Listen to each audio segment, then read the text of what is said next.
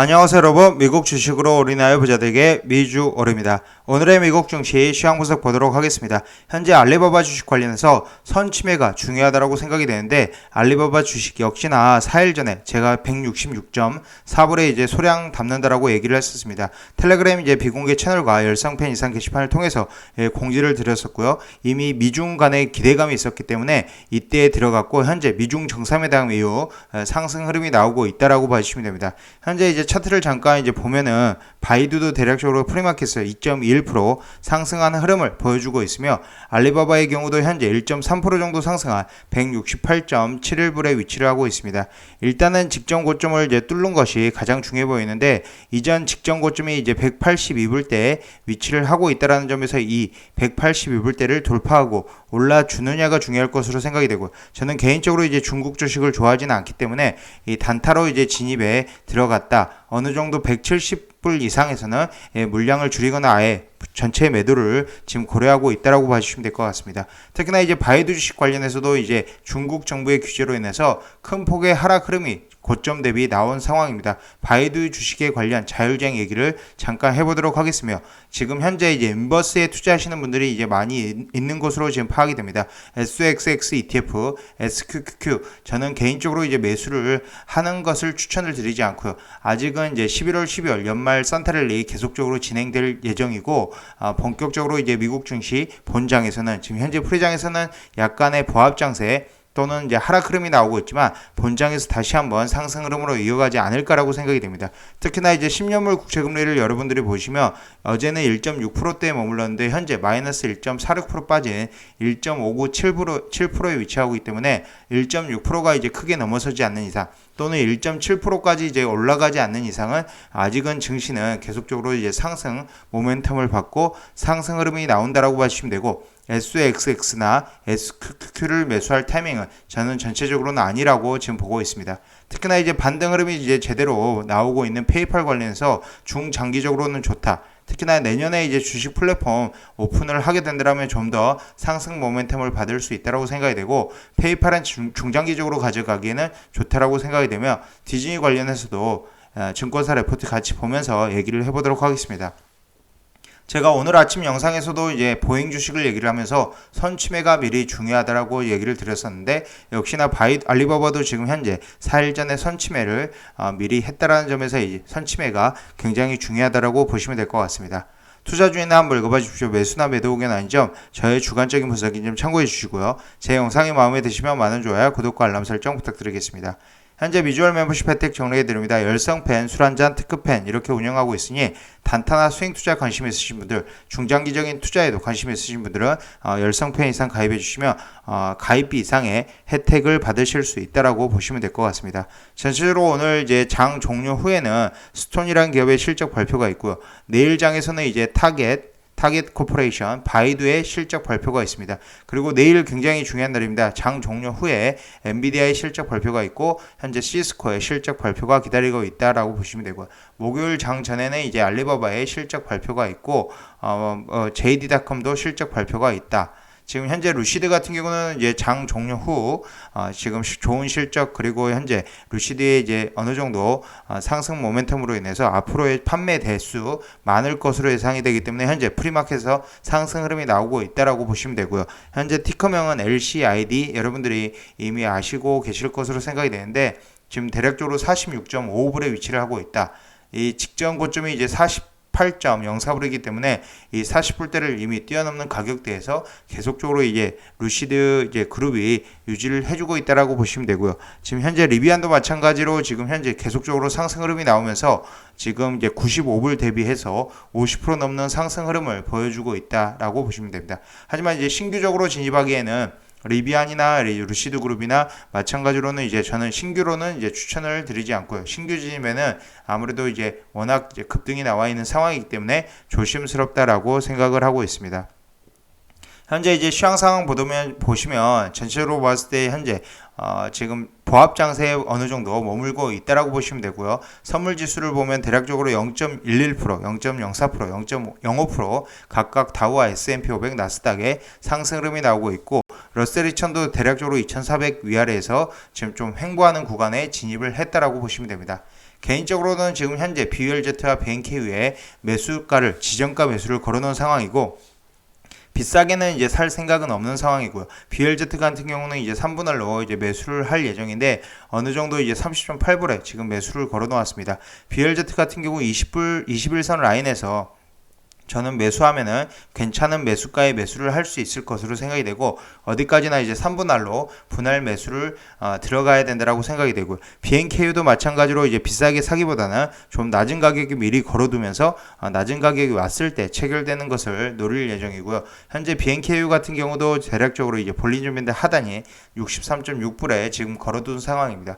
혹시라도 이제 미국 증시 이제 본장에서 본격적으로 상승 흐름이 나오면서 BULZ나 BNKU가 이제 안 사지더라도 다음 기회를 노리면 되기 때문에 제가 이전 영상에서 눌림목 매매법 관련해서 얘기를 하면서 대형주 같은 경우도 이제 호재가 나오지 않는 이상 언젠가는 이 눌려주는 구간들이 나오기 때문에 BNKU나 BULZ도 혹시 오늘 매수가 안 되더라도 지정가 매수를 걸어둠으로써 제가 원하는 가격이 올 때까지 좀 기다렸다가 BNK와 BLZ를 마찬가지로 매수를 할 생각입니다. FNG는 이전에 이제 21선 라인에서 매수를 했기 때문에 좀 더 지켜볼 생각이고요. 현재 FNGU 같은 경우도 RSI가 59.81로 좀 높은 수준이기 때문에 좀 더 기다려볼 생각이며 BLZ도 보시면 현재 RSI가 60.95로 높은 수준이고 현재 CCI도 63.04로 높은 수준입니다. 그렇기 때문에 21선까지는 일단 기다려야 된다라고 생각이 되고 BNK도 마찬가지로 현재 RSI가 51.61 그나마 이제 어느 정도 한 4, 5일 정도 횡보를 하였기 때문에 RSI가 낮아진 수준인데 그래도 50대에 위치를 하고 있다. 특히 CCI는 이제 마이너스 69.74로 어느 정도 이제 매수 시그널에 도달을 했다라고 보지만 혹시라도 이제 BNKU가 오늘 볼린저 밴드 하단까지 이제 떨어져 준다라면 매수에 적극적으로 매수를 할 생각이고요. 이미 이제 지금 63.6불에 어느 정도 걸어 두었다라고 봐주시면 될 것 같습니다. 그러면 현재 이제 중국 주식 제가 그렇게 이제 중국 주식을 선언하지 않지만 바이두 관련해서 자율주행 얘기를 해보도록 하겠습니다. 워낙 이제 중국 정부 규제의 이제 영향으로 인해서 이전에 최고 354.82불까지도 올랐었는데 지금 현재 위치는 이제 168.67불 지금 프리마켓 기준으로 이제 172.3불에 위치한다라고 봐주시면 되고 증권사 레포트 같이 보면서 지금 목표가도 같이 보도록 하겠습니다. 대략적으로 이제 11월 17일 동부시간 5시 50분 이 컨센서스 EPS가 대략적으로 현재 2.03불에 위치하고 있고 어닝 이스퍼에서 EPS를 2.31불로 어닝 서프라이즈를 좀 기록할 것으로 지금 보고 있으며 애널리스트 평균 목표가를 보면은 246.11불에 위치하고 있다. 현재 기준에서 대략적으로 46% 가까운 상승 여력이 있다라고 지금 예측을 하고 있다라는 점을 참고로 봐주시고요. 마찬가지로 알리바바도 마찬가지로 현재 애널리스트 평균 목표가가 지금 현재 기준 대비해서 44%에 가까운 239.79불에 위치하고 있다. 평균적으로 봤을 때 굉장히 상승 모멘텀이 더 클 수가 있다. 하지만 중국 정부의 규제가 있기 때문에 저는 어디까지나 이제 장기적으로 가져가기보다는 이 단타나 스윙으로 접근을 할 생각이고요. 유일하게 이제 니오 주식은 좀 장기적으로 계속적으로 홀드를 할 생각이라는 점 참고로 봐주시면 될 것 같습니다. 특히나 이제 바이두 자율주행 산업의 선두주자라고 지금 이제 하나금융증권 하만금융증권에서 리포트를 제출을 했습니다. 자율주행 플랫폼 아폴로 개발 그리고 지르자동차와 스마트 전기차 지두자동차를 설립을 했고요. 로보택시의 상업화를 추진 중이다라고 봐주시면 됩니다. 바이두의 이런 자율주행 산업 관련해서 중국 정부에서도 굉장히 밀고 있는 산업이기 때문에 나쁘지는 않다라고 생각이 되고요. 현재 2019년 캘리포니아 DMV 해제 주행거리 1위를 기록하고 있고 중국 기업 유일하게 자율주행 사업의 리더로 평가를 받는다. 그렇기 때문에 이제 바이두가 어느 정도 주목을 받는다라고 봐주시면 됩니다. 특히나 이제 5개 도시에서 L4, 레벨 4 로보택시 운행, 그리고 3개 도시에서 레벨 5 드라이버리스 테스트, 다음 누적 자율주행 중국 1위를 차지하고 있다. 주행거리 1위를 차지하고 있다고 보시면 되고 현재 아폴로문 생산 단가를 업계 평균 3분의 1로 절감할 수 있다. 앞으로 이제 로보택시 이제 앞으로 미래는 이제 로보택시가 주 사업이 되지 않을까라고 생각이 되는데 테슬라도 마찬가지로 이런 로보택시 굉장히 자율주행 부분에서 거의 세계 최고라고 지금 보시면 되고요. 그나마 이제 중국 관련 기업 중에서는 중국 내에서 할 수 있는 자율주행 관련해서는 바이두가 그나마 좋다라고 봐주시면 될 것 같습니다. 현재 2023년까지 30개 도시에서 3,000대의 레벨 4 로보택시 운행, 그리고 이용자 300만 명을 목표로 제시를 했으며 2025년 로보택시 단가가 일반 택시 단가까지 인하가 된다. 점유율이 대략적으로 40%에 달할 수 있다. 그리고 아폴로 OS 침투율이 38%로 전망이 된다라고 보시면 됩니다. 특히나 이제 파이낸셜 데이터를 보면 이 바이두의 파이낸셜 매출 관련해서는 2021년과 2022년에 급성장하는 것을 볼 수 있습니다. 기존의 2019년과 2020년에 비슷한 수준이었더라면 2021년에 20% 가까운 성장, 2022년에도 매출이 20% 가까운 성장을 기록하면서 현재 EPS도 굉장히 낮아져 있는 수치라고 봐주시면 될 것 같습니다. 앞서서 얘기했듯이 바이두의 지금 현재 목표가는 앞으로도 40% 이상의 상승 여력이 있다라고 보시면 되고, 최고가는 이제 350불도 제시를 하고 있다라는 점에서 지금 굉장히 매력적인 구간이다. 이 중국 주식이라는 것을 뺀다라면 굉장히 많이 하락해져 있는 상황, 하락이 나와져 있는 상황이기 때문에 매력적인 구간이다라고 생각이 되고요. 현재 바이두의 로컬 경쟁사 대비 굉장히 앞장서 나가고 있다라고 보시면 되고, 바이두의 자율주행 수익화 모델은 로보택시 서비스, 자율주행차 양산, 그다음 OS 서비스에 있다라고 보시면 됩니다.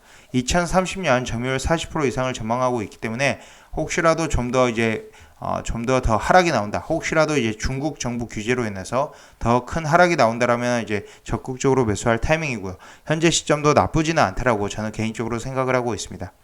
2023년까지 레벨 4 로보택시 서비스 30개 도시로 확대, 그리고 3,000대 상용화, 2024년, 2026년까지 100만 대의 운행을 목표로 하고 있다고 보시면 되고, 자율주행 유지 거리에서 18,050마일로 1위를 달리고 있다.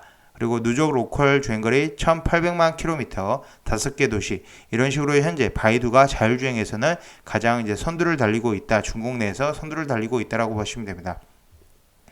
특히나 앞서서도 계속적으로 얘기를 드렸지만 바이두의 역사적 파워 밴드를 보면 거의 최저 수준으로 낮아져 있는 상태이기 때문에 이 파워 밴드만 보더라도 나쁘지 않은 구간이다라고 생각이 되고요.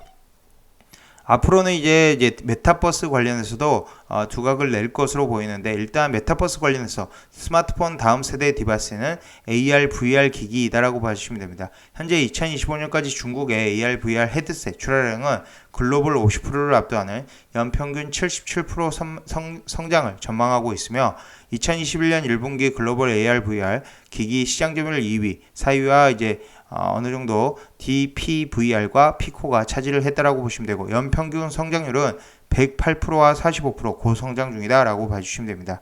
이처럼 이제 메타버스 최근 들어 굉장히 이제 핫하다라고 보시면 되고, 그의 이제 가장 이제 중심에 있는 게 메타라고 보시면 될 것으로 생각이 되고요. 지금 페이스북이 이제 기존에 메타로 이제 페이스북 이제 사명을 변경을 했었고, 지금 현재 이제 ETF 관련해서도 메타 ETF가 있습니다. 티커명은 META이고 계속적으로 상승 흐름이 나와주고 있으며, 어제도 이제 0.49%의 상승, 프리장에도 0.48%의 상승 흐름이 나와주면서 최근 들어 계속적인 우상향 흐름을 이어가고 있다라고 보시면 되고요. 현재 메타, 이전 페이스북, 지금 이 기업 메타 플랫폼에 대해서도 지금 어제 1.96% 상승, 그리고 현재 프리장에서 약간 소폭 하락하고 있지만 다시 한번 전 고점까지 누릴 수 있다라고 보시면 될 것 같습니다.